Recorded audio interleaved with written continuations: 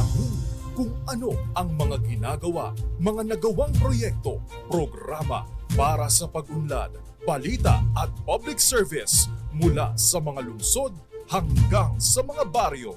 Dito lang sa DILG sa DZRH Break Time. Kasama ang mga lingkod sa pagbibigay serbisyo publiko, sina DILG Secretary Benhur Abalos at Lakay Mayor Deo Macalma sa DILG sa DZRH Break Time.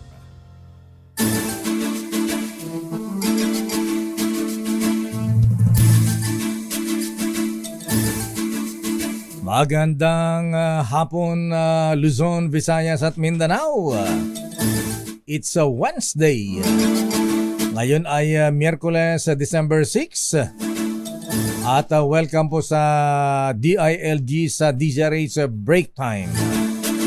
Ito po si Deo Macalma. At syempre, maliban sa akin ay makasama rin natin sa programa ang Undersecretary for Project Development Management ng Department of Interior and Local Government, DILG, si Yusek Odilon Pasarabo. Ay, Pasarabo. Yeah. Ngayong Christmas, maraming balik-balik. Ado ti Pasarabo da, apo. Magandang hapon, Yusek Odi.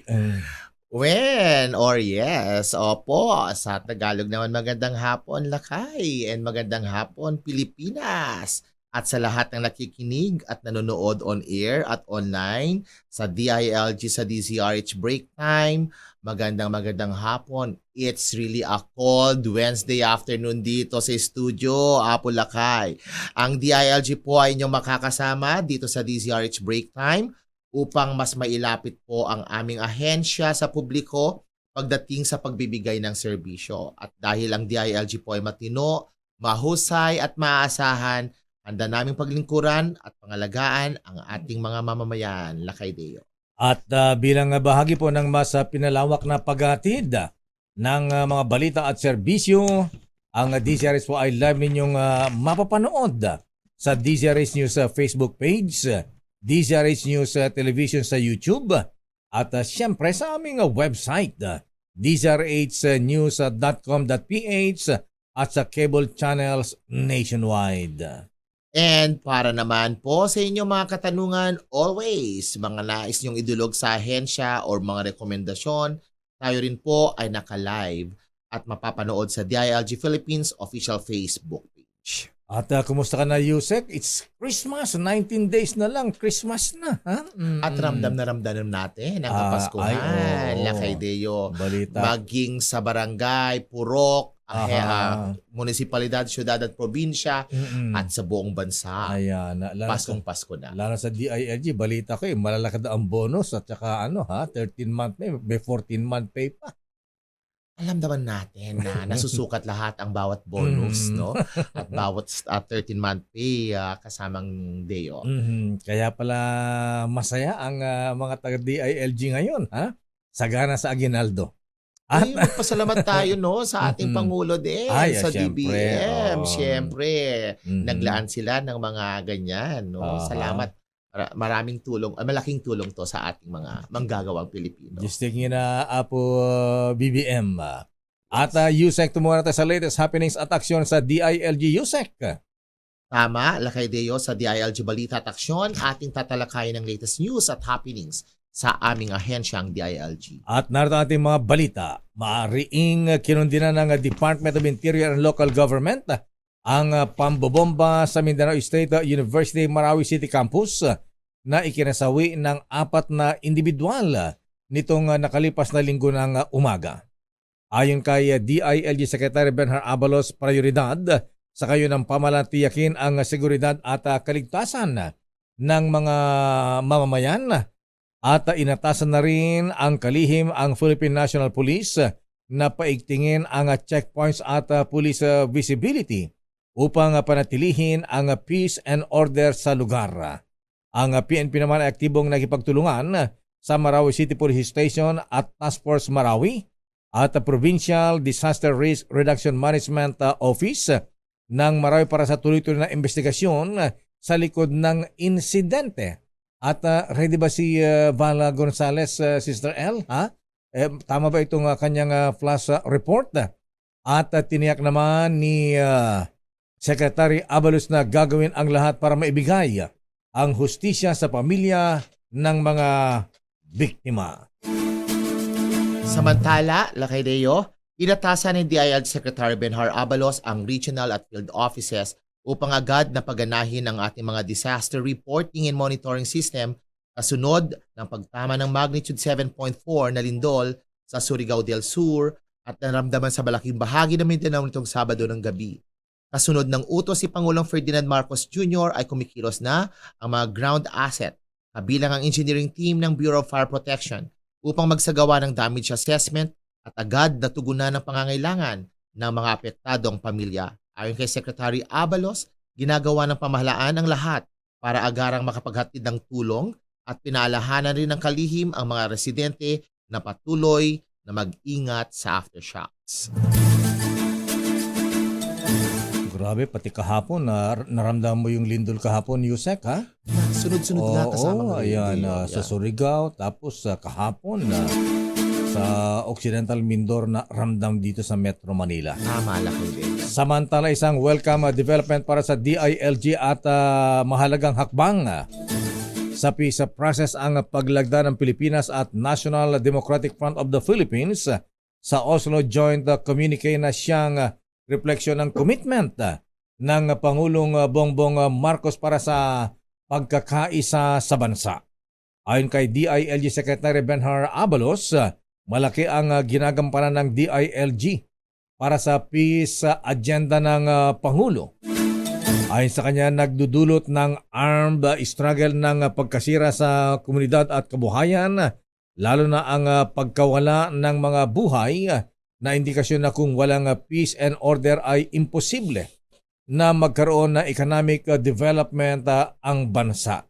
Umaasa naman si Secretary Abalos na ang pagpirma sa Oslo Joint Communique ay simula ng pagkakaisa ng pamahalaan at NDF at nanawagan din ang kalihim sa mga Pilipino na suportahan ang mga adhikain upang maabot ang kapayapaan at pagkakaisa sa bansa. Nanawagan si DILG Secretary Benhar Abalos na ipagpatuloy ang laban upang proteksyonan ang mga kababaihan sa anumang gender-based violence. Inihayag niyan ang kalihim sa obserbasyon ng 18-day campaign to End Violence Against Women and Children or VAUC na pinangungunahan ng Philippine Commission on Women. Sa ilalim ng DILG Memorandum Circular No. 2023-186, hinihimok ng DILG ang mga lokal na pamahalaan na gamitin ang kanilang mga gender development budget sa mga aktibidad na nakaangkla sa tema ng VAUC campaign na United for a Vow-Free Philippines. Hinihikayat din ng pakipagkolaborasyon ng mga national government agencies, lokal na pamahalaan, mga local interagency committees in trafficking in persons or TIP and violence against women and children sa pagsasagawa ng gender and development na activities. Base sa Proclamation 1172 Series of 2006, dineklara ang Nobyembre 25 hanggang Disyembre 12 na taunang 18-day Violence Against Women and Children campaign. Samantala, 473 local government units ang nakapasa sa 2023 Seal of Good Local Government Governance ng DILG. Ang kabuuan ng SGLG passers ay kinabibilangan ng 28 probinsya, 64 na syudad at 401 na munisipalidad sa bansa. Sa temang SGLG Leveraging Action Towards Inclusive and Resilient Governance, bibigyang parangal ang mga SGLG passer sa gaganapin na awarding ceremony ngayong darating na December 13 at 14 upang ibagdiwang ang tapat at mahusay na pamahala ng mga lokal. Sa ika-8 taon ay kikilalanin ng DILG katuwang Local Government Academy sa Capacity Development Awards for Catalyst of Excellence or CAPDEV-Ace ang outstanding officials, officers, personnel, teams at partners sa ilalim ng individual, team-based at special award categories para sa kanilang dedikasyon sa trabaho at mahusay na kontribusyon sa mga programa at hadikain ng DILG. Ang Captive Ace Awarding ay gaganapin sa darating na Disyembre 12 at 13 na pangungunahan ng Local Government Academy. Samantala, binigyang pagkilala naman ng 15 top performing city and municipal legislative councils sa 2023 Local Legislative Awards na ginanap kahapon sa Pasay, Lakaydeo. Ang Local Legislative Award ay inisyatibo ng DILG, ng Philippine Councilors League at ang Vice Mayors League of the Philippines upang kilalanin ang mga bayan na mahusay na nagpatupad ng mga ordinansa at batas sa pagpapaunlad ng kanilang social, economic, environmental landscape at paghahatid ng serbisyo publiko. Galing-galing mo na magbasa ng news sa USEC, ha? Para ka ng professional newscaster. Salamat sa Matso Coaching. Mhm. It's really an awarding month pag Disyembre. Ganun Kaya ba? busy-busy ngayon ang ating mga lokal na pamahalaan. Nakita mo naman, maraming Ano? barong Tagalog, no? Kaya pala, ha? At yan po, ilan lamang sa balitang hatid ng DILG sa ating pagbabalik. Pag-uusapan naman natin USEC OD ang National Human Rights Consciousness Week. Ganun pala ngayon yan. Yes, and Lakaydeo, batiin natin si USEC or former USEC Austere Panadero nakikinig. USEC Austere Panadero. Austere Panadero. Ayan. Oo, and ang ating mga kapartners sa PLDT Smart, si DJ1. Magandang Hi, boss. hapon po sa inyo at Merry Christmas. At babalikan po natin ang ilang pang mga issues sa ating pagbabalik dito sa ating palatuntunang DILG sa DCRH Break Time. Pinakahuling mga balita, kaganapan, DILG, balita at aksyon.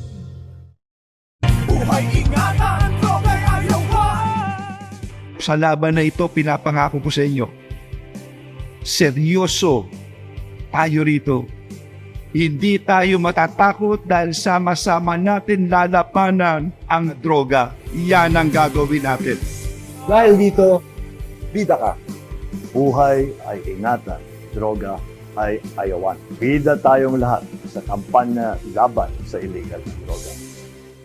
Sa ganap na alas 4:26 at nagbabalik ang DILG sa DCRA sa break time at atin namang pag-usapan USEC ang National Human Rights Consciousness Week at ang ginagawa ng pamahalaan sa paglaban sa karapatang pantao ng ating mamamayan. Tama ka dyan, Lakay. Kaya naman, para ating alamin ang karagdagang detalye, kaugnay niyan, makakapanayam natin sa hapong ito, Lakay, ang chairperson ng Commission on Human Rights, Attorney Richard Palpalatok. Magandang hapon po sa iyo, chairperson, sa ngalan po ni Secretary Benhar Abalos. Magandang hapon. Magandang hapon po, Yusek Kasaraba and membag nga malem mo, Apo Lakay Deo, Apo Yang, sir. Kunak nga ro din na apelyido pa lang kay Ilocano daytoy. Pati siya, kasama po Deo, no? Lakay Deo. Membag nga malem yo, Apo. Nembag nga malam mo, good afternoon na Kuyang Attorney Richard Palpalatok, sir. Take it away, USEC OD. Yeah, chairperson, thank you so much for having you here sa DILG sa DCRH. Kasalukuyang pinagdiriwang po natin ang National Human Rights Consciousness Week na may temang dignidad, kalayaan at katarungan para sa lahat, Chair. Ano-ano ang mga plano o aktibidades na inilatag po or na ini-implement ngayon ng ating Commission Human Rights patungkol dito, Chair? Apo, pasalamat po sa pagkakataon. Yun hong ating selebrasyon ng National Human Rights Consciousness Week ay sinimulan po namin, formal namin sinimulan noong December 4. Nagkaroon po kami ng kick-off activity kasama yung mga miyembro ng Interagency Committee on the celebration of the Human Rights Consciousness Week. Pagkatapos po nun, kahapon nagkaroon po kami ng forum with the different civil society organizations. Yun po ating mga commissioners ng Commission on Human Rights kumarap po sa mga iba't ibang sektor ng lipunan, lalong-lalo na ho yung mga civil society organization. At ngayon pong araw na ito, nagsagawa ho kami ng forum on red tagging. So nag-imbita ho kami ng civil society organization and government stakeholders po upang pag-usapan itong issue ng red tagging at kasalukuyan hong dinadaos yan ngayon. Then may mga aktibidad pa ho kami tulad ho ng book donation sa mga places of detention sa Metro Manila.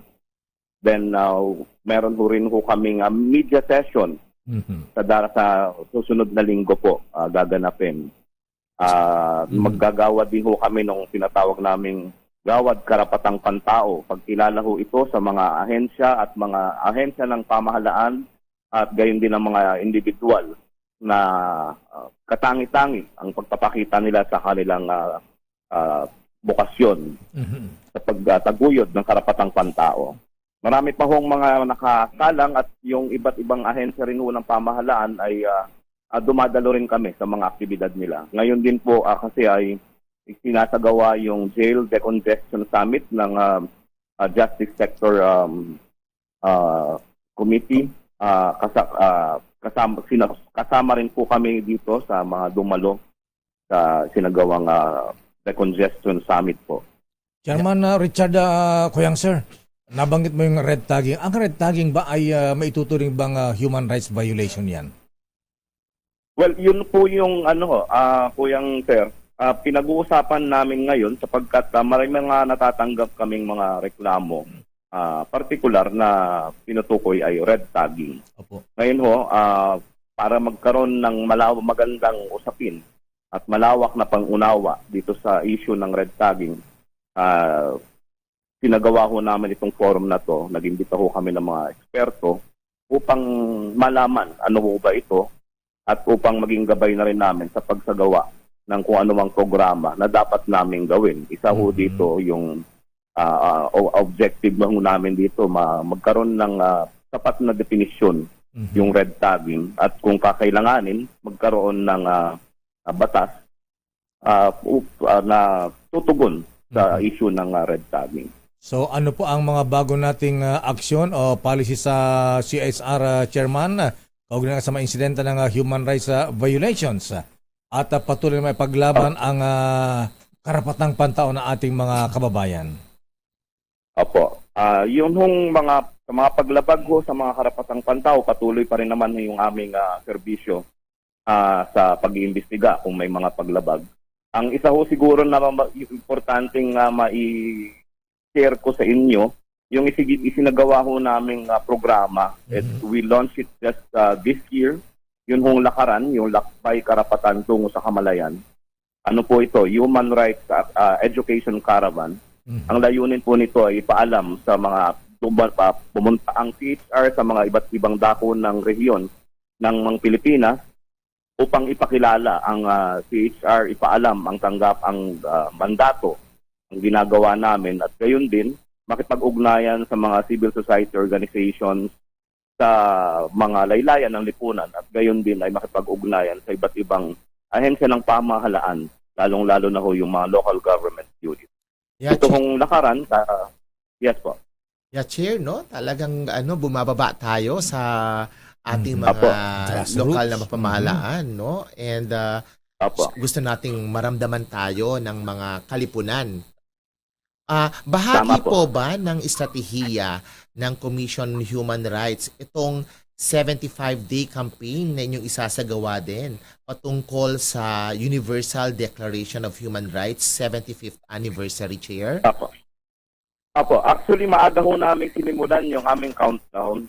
Nagsimula ho kami parang Marso pa lang ng taon na ito through our lakaran. So, pinapaalam na namin sa mga pinupuntahan naming mga rehiyon na ngayong taon na ito ay pagdiriwang yung 75th anniversary ng Universal Declaration of Human Rights. So kasama na ho yun para maging conscious yung mga tao na itong taon na to ay mahalaga sapagkat ito ay 75th year ng UDHR. At ganun, tuloy-tuloy po yun hanggang ngayon po. Culmination po natin is this week, December 10 po. Oh, laki din yun, no? Maganda. Oo. At Chairman Palpalhatok, sir, ay kamakailan po ay fresh pa yung nangyaring bombing incident sa Mindanao State University ng linggo na umaga sa Marawi City Campus. Ang CHR po ay naglunsad ng tinatawag na Quick Response Operation QRO upang mag-extend na assistance sa mga biktima. Ano ba itong QRO at ano ang mga assistance na ipinagkakalob po sa mga biktima ng katulad itong mga karahasan? Chairman Palpalatok, sir. Tama po kayo, Lakay Deo, sir. Unang-una ho, nakikiramay kami doon sa mga namatayan at gayon din ho yung mga nasugatan doon sa pagbobomba.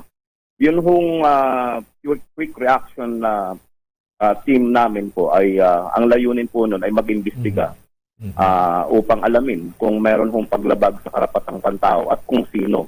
At kung mayroon ay papanagutin. Kasama ho dito yung layunin na magbigay ho ng financial assistance kung meron hong mga karapat-dapat na mabigyan ng financial assistance dahil sa paglabag sa karapatang pantao. Bukod po Yun sa po. QRO, Bilang- Chair. Yeah, oo. At Apo. follow up lang po, Chair, no? At bukod po dito sa Quick Response Operation, ano po pong mga hakbang or mga aksyon ang ginagawa ng Commission on Human Rights patungkol po dito sa Marawi City Campus incident? Apo. Yun po ang patuloy ho namin iimbestigahan upang atukuyin kung sino ho ang responsable. Ito ay independent investigation na ginagawa ng komisyon upang na nakafocus po do sa human rights. Independent po siya sa ginagawa ng mga investigasyon ng ibang ahensya ng pamahalaan. Bukod ho dyan, pwede rin kasi kami magbigay ng tawag dito, tulong, maaring kung ano po yung po pwede naming magawa, like referral sa mga serbisyo ng ibang ahensya ng pamahalaan. Ginagawa rin po ng aming quick response operation. Ayan. Sa mga biktima ng human rights, Chairman Palpalatok, Kuyang, sir, ayan, ano-anong klase po yung mga paglabag sa karapatang pantao na maaari pong idulog sa inyo at saan po kayo pwedeng tawagan o puntahan, Chairman Palpalatok, Kuyang, sir? Apo. Lahat ho ng principally violation of civil and political rights. Iniimbestigahan ho namin 'yan, pero hindi ho kami natatali sa civil and political rights, kasama ho yung economic, social and cultural rights. So kasama ho diyan yung mga labor, migrant workers, mga rights of the persons with disabilities, children, women. So lahat po yan tinitingnan namin at kasama ho sa aming mandato na tugunan patungkol sa karapatang pantao. Ngayon, yung pong mga interesado sa mga serbisyo ng aming tanggapan, maaari ho kaming makaugnayan sa aming website, www.chr.gov.ph. Then, yun ho naming landline, medyo nagluloko po paminsan-minsan. Pero nasa website naman po namin yung iba naming contact details. Yung text number nyo na lang daw para maging textmate kayo. And also Facebook po, may Facebook po kami. May Siyempre. Commission on Human Rights of the Philippines. Yeah. Chair, tamang-tama, no, Lakay Deo, ang ending violence against women and children will also culminate on December 12, Chairperson. Right? Apo. Oo, so parang in sync Apo. pala tong ending VAUSI with our Human Rights Consciousness Week. Ang ganda. And nangyayari Apo. to pag Disyembre. Tapos, nakikiisa pong DILG, Chair, in terms of espousing and championing tong National Human Rights Consciousness. Lakay Deo, Chair, gusto ko lang ipaabot sa inyo na kasalukuyan ngayon na sinasagawa ng DILG sa may Clark Zone. Itong Gender and Development Seal or awarding of seals sa ating mga workplaces. Ba, maganda. Oo. So, Chair, hindi kahit po namin kayo sa ngalan ni Secretary Benhar na magbigay ng mensahe sa ating mga kababayan about itong Human Rights Consciousness Week. Apo. Well, di tungkol ho dun sa ending violence against women, i-share ko lang din po na ang CHR po ay gender ombud, tinalagang gender ombud sa ilalim ng Magna Carta of Women. Oh. Katunayan po, itong celebration na ito, nung nakaraang linggo or 2 weeks ago, nagkaroon po tayo ng pagdiriwang kasama ang iba't ibang ahensya rin ng pamahalaan dito sa aming tanggapan upang ipagdiwang yung end violence against women. Ngayon po, yung sa aking mensahe po, ang CHR po ay CHR ng lahat, maglilingkod maging sino ka man. Wow. Magandang hapon po. Well, Chair, agbyag ka, agyaman kami. Maraming salamat po, Commission on Human Rights Chairperson, Attorney Richard Palpalatok. Lakay Deo, bakit? Just dead nila po. Just tag niyo na po, Chairman. Mabuhay ka, Kuyang. Thank you and good Maraming afternoon. salamat po. Thank you very much, sir. Mahabigan CHR Chairperson, Attorney Richard Palpalatok. Magbabalik pa kami ni Yusek at ngayon naman, naku, ito ang inaabangan ng mga ginanang tahanan na Yusek, ha? Dahil sa ating pagbabalik ay ating pag-usapan ang Noche Buena Item Price Guide na inilabas naman ng Department of Trade and Industry. Wow! Matumas kaya ang presyo ng mga Noche Buena items o bumaba o steady lang? Yan po ay matapos lamang ilang mga paalala. Makabuluhang talakayan at mga mahahalagang impormasyon na dapat mong malaman sa Usapang Bayan. Sisiguruhin din ang pagbibigay kaalaman at kakayahan sa mga LGUs sa pamamagitan ng mga capacity development interventions upang makabuo ang mga LGU ng mga mekanismo para sa epektibo at mabisang paggamit ng mga karampatang resources sa paghatid ng mga devolved functions at services sa publiko. Kasama rin sa mga interventions na ito ay ang institutionalization ng mga service delivery at performance standards tulad ng Seal of Good Local Governance ng DILG at mga kaakibat na iba't ibang mga incentive mechanisms. Bibigyan pansin din ang pagpapabuti ng mga kakayahan ng LGUs sa larangan ng planning, investment programming, and budgeting linkages and monitoring and evaluation systems. Ito ay para masiguro na naaayon at tugma ang mga prioridad ng bawat level ng pamahalaan, kasama na rin ang pagtugon sa pangangailangan ng iba't ibang sektor. Angat, lokal, tamang pondo, angat serbisyo.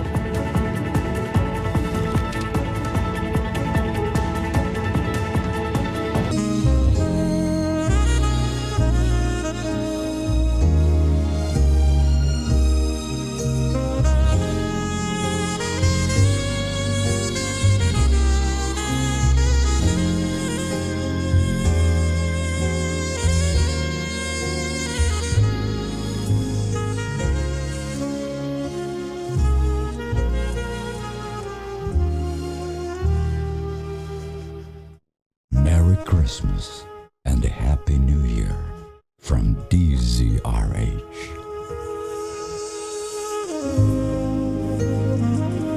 Pinakahuling mga balita, kaganapan, DILG, balita at aksyon.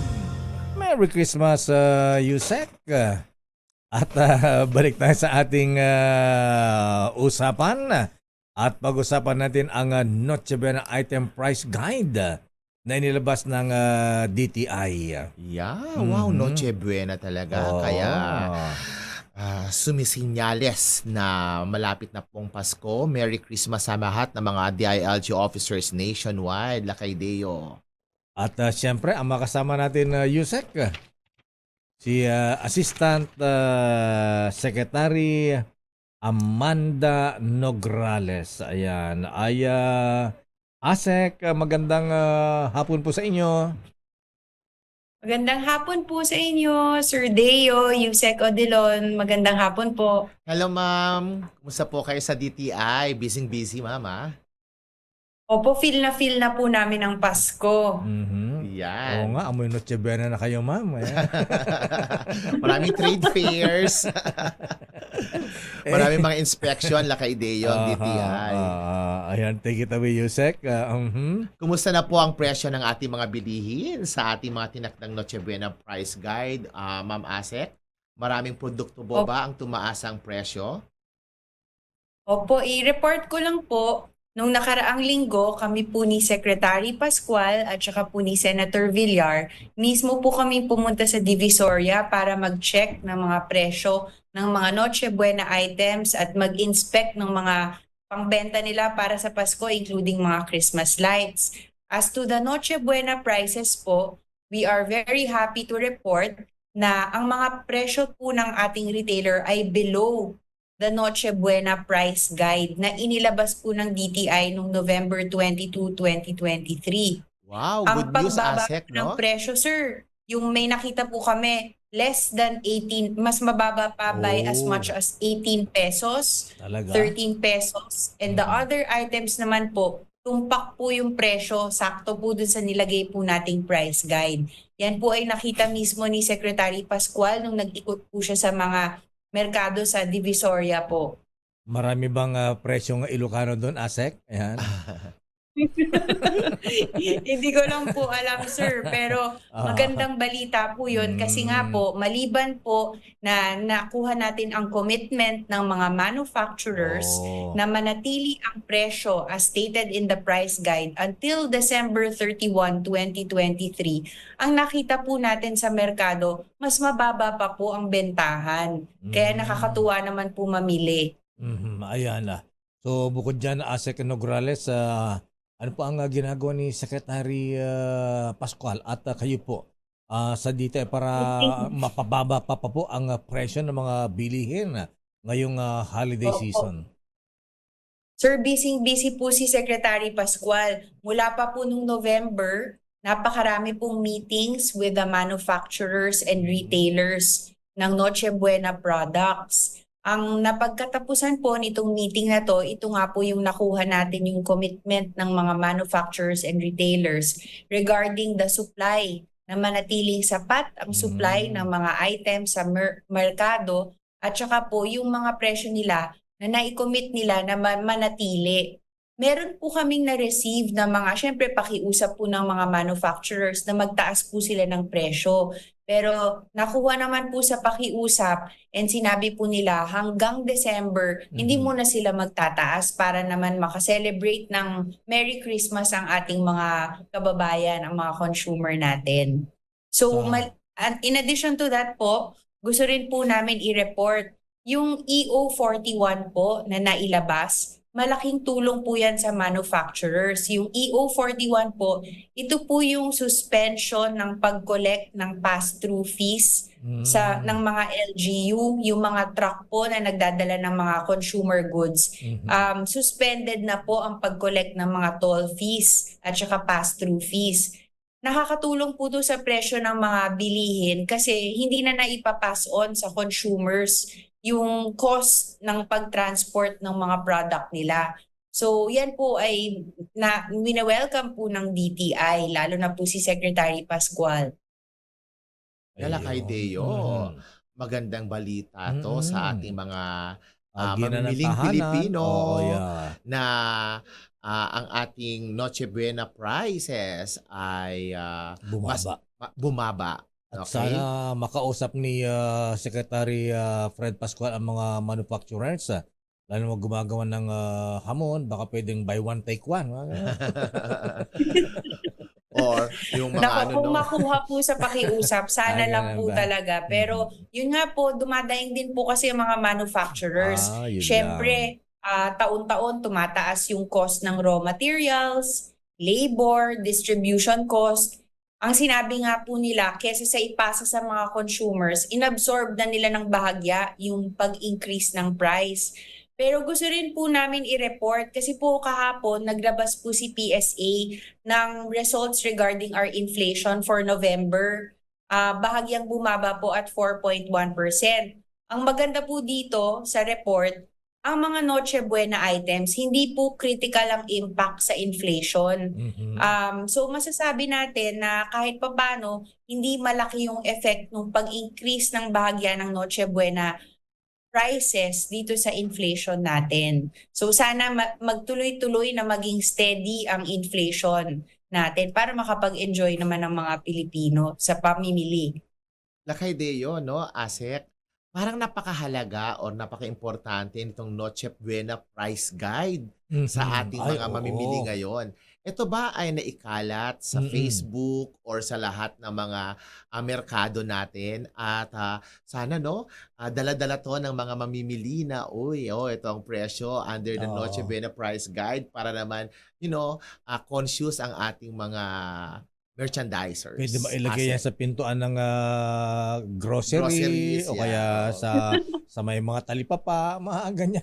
Wala bang ganyan na Opo. Asek Nograles, ma'am? Totoo, opo, naikalat po natin ang Noche Buena Price Guide. Noong November 22, pinublish natin siya sa dyaryo, sa Abante, tsaka sa Daily Tribune. Ito rin ay nakapaskil sa DTI website at saka sa social media pages ng DTI. Tama po kayo, Yusek. Yun nga po yung iniisip naming plano eh. Sana ang mga mamimili, hawakan na nila tong price guide, basahin na nila bago sila bumili para pag-attack sa department, sa supermarket, alam na nila kung anong bibili nila ng mga produkto. Kasi syempre, kung may budget ka, makikita mo dito sa price guide kung ano yung pinakamura dun sa pinakamahal, malaya ang ating consumer na mag-mix, 'di ba? Exercise their right to choose. Mamili kung anong gusto nilang ilagay, kung hamon or spaghetti or salad macaroni, kung anong gusto nilang ihain, sila na po ang mamili. Pwede ba, Asek, paki-request kay Secretary Pascual, ayan, sumulat sa Globe at saka Smart, parang text blast ba? Parang earthquake alert. Alert, Ganon yeah. ba? Di ba pwede yung, hindi pa ba, pwede yung ganon, Asek Nograles, ma'am? Magandang suggestion. Para Lakay para Deo, po no? ikalat, no? Yung Noche Buena Price Guide. Alam niyo po, sir, ang ganda nga po ng Noche Buena Price Guide natin ngayong taon kasi nung nakaraan, parang black and white page lang siya na parang normal announcement sa sa dyaryo. This year po, nung Colored finlash na. niyo po sa screen, makulay po siya. Para siyang menu ng restaurant. Oh. Nakamarka ng parol Ba? yung mga items na hindi nagbago ng presyo. Ba? Nakamarka naman po ng Christmas tree yung mga items na bumaba ang presyo. Wow. So kung ako po yung manuring mamimili, parang yun yung recommendation. Kung meron tayong budget, ito yung bumaba na presyo. Siyempre, nung sa pakikiusap po ni Secretary Pascual, nag-commit naman po ang mga manufacturers na kahit hindi sila magtaas ng presyo or bumaba yung presyo nila, yung quality, yung kalidad ng produkto, ganun pa rin, hindi magbabago. Wow, ang galing. Pera na lang ang kulang. Correct, oo. Pero, Lakay Deo, tanungin natin si Asek. Asek, Mama Amanda, no?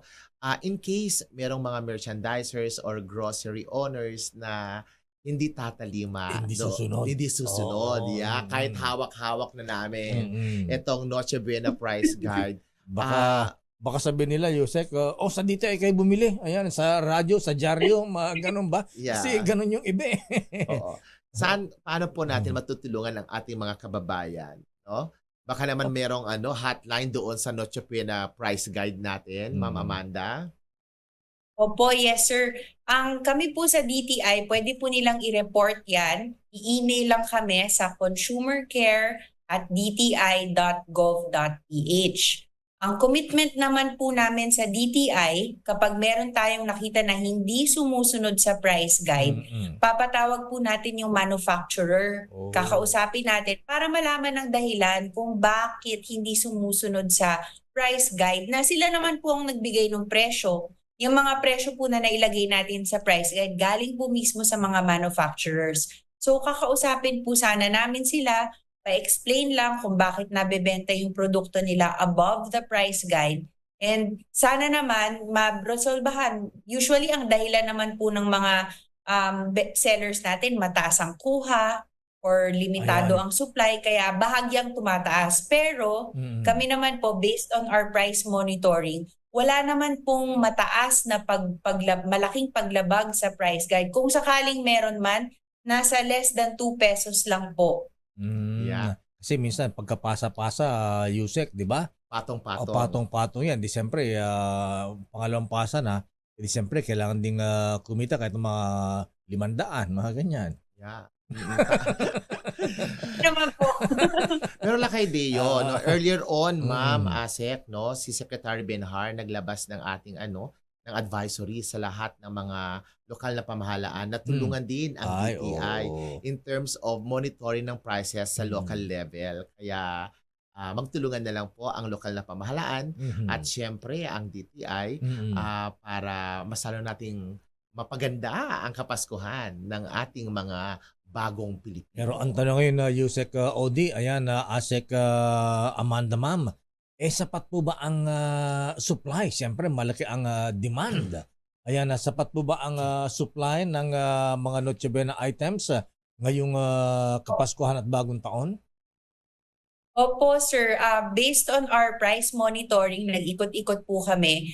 Sapat naman po ang supply. Makikita naman po ng mga price monitor natin na nag-iikot kung nauubos na yung laman sa mga shelves, sa mga supermarket and grocery stores. So far, hindi po nagkakaubusan. At from our manufacturers and retailers, sila naman din po ay nag-report na hanggang December 31, 2023, assured naman po na sapat ang supply ng mga Noche Buena items. Wow.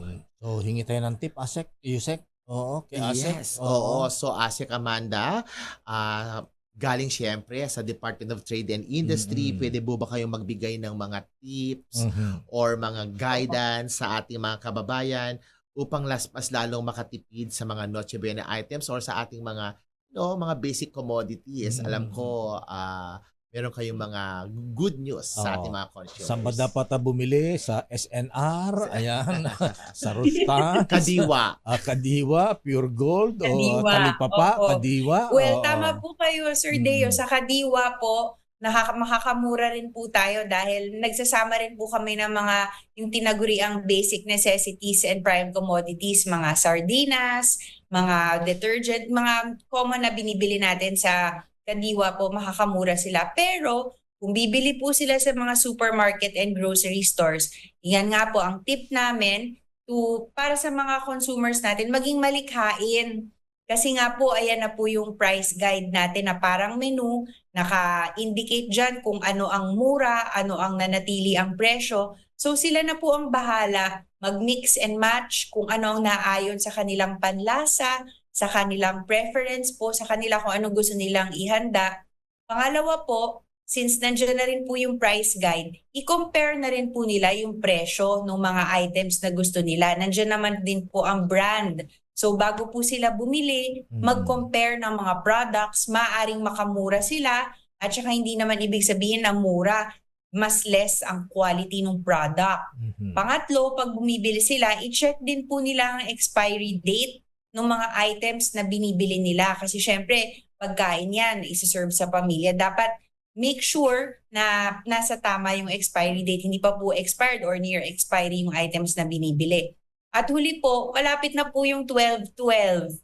So, at kami po sa DTI, marami po kaming nai-release na mga sales promotion permit at marami pong application. So, excited na po siguro ang mga consumers, mag-antay po sila ng mga sales promo, discount, and giveaway. Di ba po sa grocery store, minsan nasa Durabox, nakapack na po lahat. So, all in one box, nandun na po yung panghanda natin. Minsan libre na po yung Durabox. So, pwede po nating i-consider din po yun sa pagpamimili natin.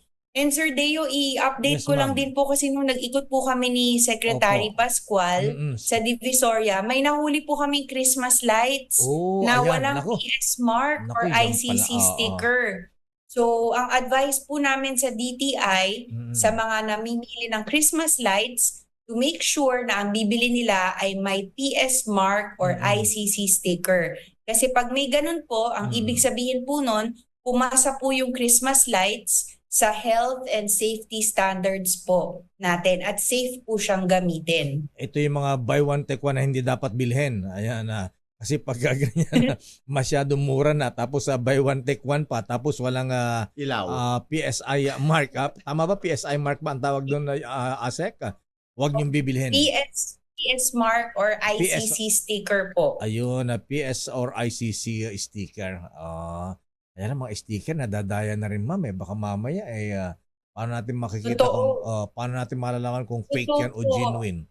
So, para malaman kung hindi fake yung PS mark or ICC sticker, dalawa pong paraan. Paano? Yung unang paraan po, pwede sila mag-download ng app sa free mobile application siya sa cellphone, yung ICC verification. Pag na-download nila yon, isa-scan lang po nila yung sticker at lalabas po kung legitimate or fake yung sticker. Kung wala naman po sila nung app, pwede po sila pumunta sa DTI website, dti.gov.ph. Doon po nakalista lahat po ng inapprove namin na PS mark or ICC sticker. So makikita po nila yung listahan ng manufacturer doon, isa-search lang po nila. Yeah. Okay, maraming salamat ASEC. Kaya lang di po kayo nag-iimbita. Sabi nyo, mag-iimbita kayo pagka mamasyal kayo ni Secretary Pascual sa mga palengke. Sige po, iimbitahin po namin kayo. Christmas lights, tingin tayo. Christmas lights, ayan. At saka yung tip na kung saan makakakuha ng coupon, discount. Oo. Minsan may mga coupon sa mga dyaryo, di ba? Mga magazine pinamimigay. Ayan, kaya lang sa grocery lang yata yan, Yusek, hindi pwede na rin, malaking tulong na yun. Hindi pwede sa talipapa. Ayan. Diskwento Caravan ng DTI. Ma'am Asek, sa ngalan po ni Secretary Benhar, maraming salamat. No? At pinaunlakan po ninyo ang ating session sa DILG, sa DTI. At kumusta po kay Secretary Fred Pascual? Hindi na ba siya papalitan? Opo. Ano po yun, sorry? Hindi na siya papalitan? Andyan po si Secretary Pascual. Asek Nograles, ma'am, maraming salamat po. Binibiro lang po namin kayo, ha? Asek, ma'am, maraming salamat. Merry Christmas. Happy New Year. Thank you. Merry Christmas po. Merry Christmas po. Thank you po. Ma'am Amanda, maraming salamat sa mga DTI family. Thank you. Sarap interview si Ma'am Asek Amanda Nograles. Ayan, smiling face parati siya. Yeah, para rin si Lakay Deo, no? Para rin si board member Melvin Vidal na nakikinig ngayon, ang ating PCL president ng probinsya ng Batangas. Hi sir, congratulations sa mga LGUs. Dr. Ruel Aguila ng UP, sabi niya, ang red tagging ay krimen, worse pa sa katulad nitong slander at libel dahil sa false accusation. Anyway, ito nga pala, birthday din Yusek. Si Loreto Jacinto ng Barangay Manatal, Pandi, Bulacan. Oh. Wow. Happy birthday. Wala ba tayong, Happy birthday. Wala ba tayong dyan? Pakanton dyan. Ayan. O taga Pandi. So regards na rin natin kay Mayor Enrico Roque ng Pandi, Bulacan. Sir, busy isama ngayon. natin si Scorpio Boy. Si Governor Daniel Fernando. Ayan. Syempre, ayan. Gov, Merry Christmas. At batiin din natin yung mga pumasa sa bar. Okay. Binabati po ng DILG, of course, ang lahat ng mga pumasa sa 2023 bar examinations. Lalong-lalo na po ang mga matino, mahusay at maasahang bar passers ng kawani ng DILG at sa mga attached agencies. Yan of course sa ating mga tri-bureau. Congratulations po sa inyong lahat. Ayan, sa DILG pa na kailangan ng mga abogado, Yusek? Sasabihin ko sana, magpaka-abogado kayo. Ayan. At ganda tayo din kay Mr. Michael Ismagan. Naku, ang palitan ng dollar, Yusek, nagsara sa 55 pesos and 30 centavos bawat dollar. Ayan. At huwag natin kalimutan, Lakay Deo. First Wednesday ngayon ng buwan ng Disyembre. Ayan. So, magsimbo tayo sa Baklaran at isama natin sa ating panalangin na huwag namang magkaroon ng the big one. Malakas na lindol dito sa atin at sana'y wala na mga karasan katulad sa nangyari sa Marawi. Sana'y huwag umabot naman dito sa Metro Manila. At sa panahong ito, dapat ang ating paniwalaan lamang, Lakay Deo, ay tamang impormasyon. Ay, tama. Kasi marami ring mga, alam mo naman na. Okay, maraming salamat Yusek. Maraming salamat po sa inyong pagtutok sa ating programa. hanggang sa susunod na Miyerkules alas 4 ng hapon hanggang alas 5 po ng hapon. At maraming salamat sa inyong pagtangkilik muli. Ako po si Odi Pasaraba ng DILG. Sa lahat ng mga takikinig ng taga-Cagayan, Apo, Merry Christmas kada kayo. Ayan, naragsak nga Pasko akin na naimbang nga barong atawan Apo, oranyo da yung Pasarabo, Aguinaldo, ni Apo Yusek Odi Pasaraba. Ako And, naman. Lucky day, of course, sa ngalan po ng Secretary Benhar Abalos, kami po ay nagpapasalamat ang iyong kapamilya sa DILG. Kakahalata na ko, Yusek. Mukhang malaki ang pabono sa ni Yusek. Paniambati mo kay Secretary Abalos. Yan. Uy, syempre, Malaki ba? nagmo-monitor yun. Ganun ba? Hi, Sek. Ako naman po si Dayo Makalma. Magandang hapon po sa inyo lahat. Inyong napakinggan ang DILG sa DZRH Break Time. Kasama ang mga lingkod sa serbisyo publiko, sina DILG Secretary Benhur Abalos at Lakay Mayor Deo Macalma. Hanggang sa susunod na Miyerkules, tumutok, makinig, alamin ang mga ginagawa, mga nagawang proyekto, programa para sa pag-unlad, balita at public service mula sa mga lungsod hanggang sa kasulok-sulukan ng mga barangay. Dito lang sa DILG sa DZRH Break Time.